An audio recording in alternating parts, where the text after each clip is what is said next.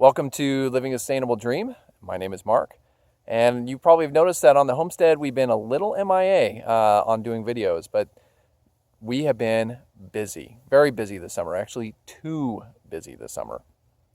So I'm trying to figure out what to share first.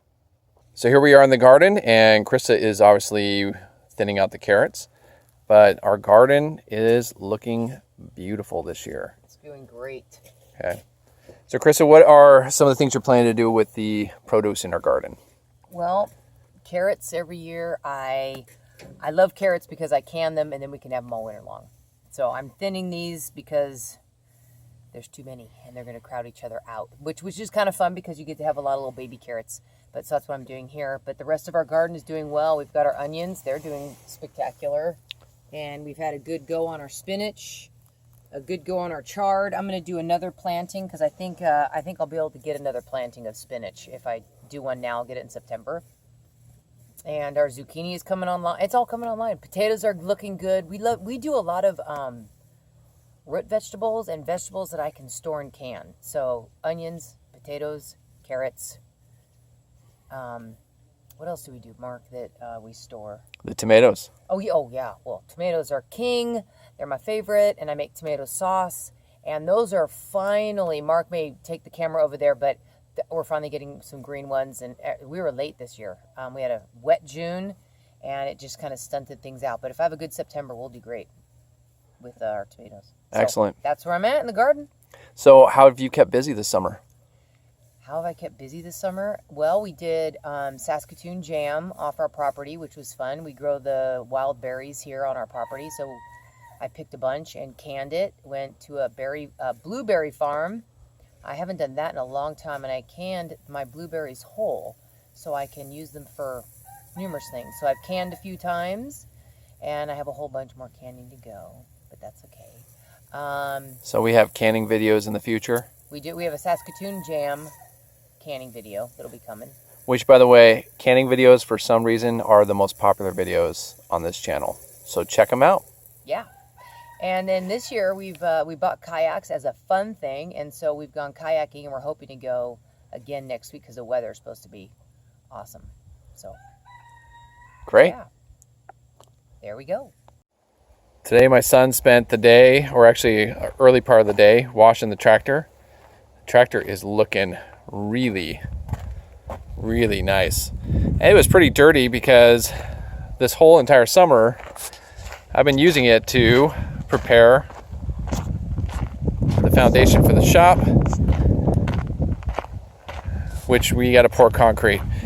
My goal is to pour concrete this year as a hope. My wife and I have spent the summer digging out the trench by hand. We tied all the rebar grid, and we're waiting for concrete. I gotta straighten the form boards a little bit. As you can see, it kind of, when we were digging, anyway, gotta get that straightened out. I got this all cleaned up with the tractor. The tractor was completely dusty, but we're getting closer on the shop.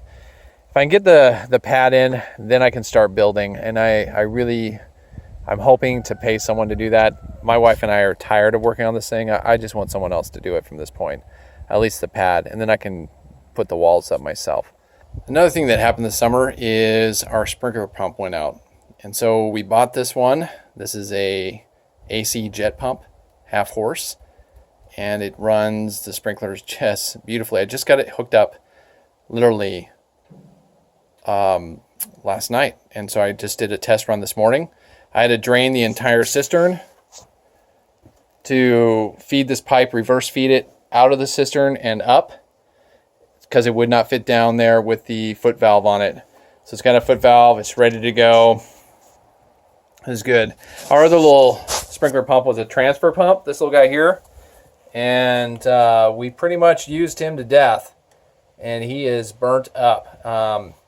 One thing about pumps is you got to have it open. So if you turn on the water, it has to flow immediately. And we did do that. But this thing just worked so hard for the last, I think, 2 to 3 years.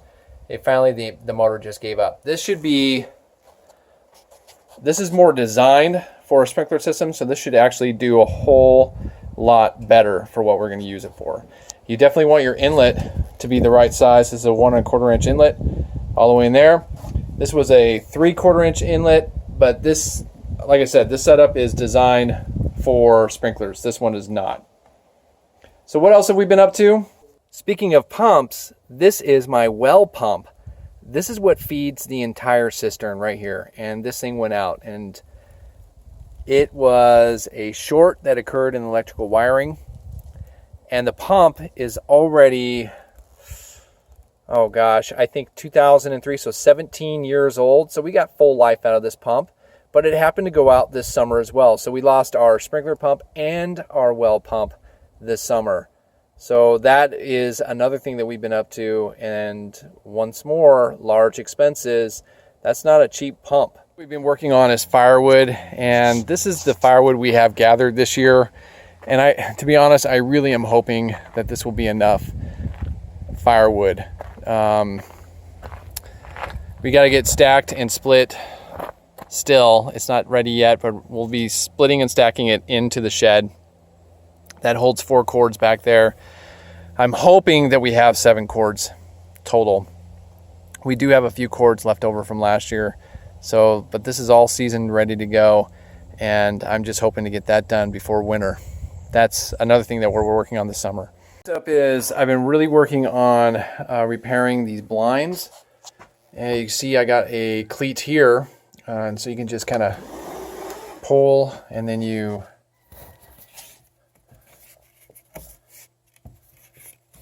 can just tie it off. If you look up here, the cleat that works up here to hold the rope in place just busted out, and the rope is not a very good rope. This is the new rope that I added, and I created this whole new system for these blinds. These blinds are great for keeping the house cool in the summertime, blocks out the heat of the sun, and it is great in the wintertime because it holds the heat in the house. And I did a video on that too. So we have been really, really busy this summer. This disaster back here is my office, and I am getting geared up for school this summer. I have been working on lessons all summer long. I've been redesigning the curriculum I have to basically teach kids online. We are going to be a half-time online, half-time brick and mortar school. And to be honest, if we get a COVID flag or whatever, we're going to shut the school down. Not cool, but that's just the way it is. And so I've been trying to get everything online for the kids just in case. And then when we come together in the brick and mortar, we can discuss what I've been teaching, the lessons and lectures and so forth. And I've really put a lot of effort into the lessons. Especially during this day and age. I teach economics and I teach American government. Speaking of getting ready for school, my school is going to require every teacher and every student to wear masks when we walk in the door. I have a lot of concern about that, but it's the school policy, so I'm trying to make things work. So this is my actual mask, and I actually created a video which I'll put online so you can see this. But basically power it up, and I went ahead and put LED lights in it, and the LED lights are actually triggered by sound. So when my voice speaks, the lights will actually pulse on the helmet, which is pretty sweet. So I'll be wearing this with the kids in the classroom that come to school in the brick and mortar, and they can see me talk with the lights. I won't do it all the time, but it'll just be something to kind of maybe break the mood of having to wear a mask.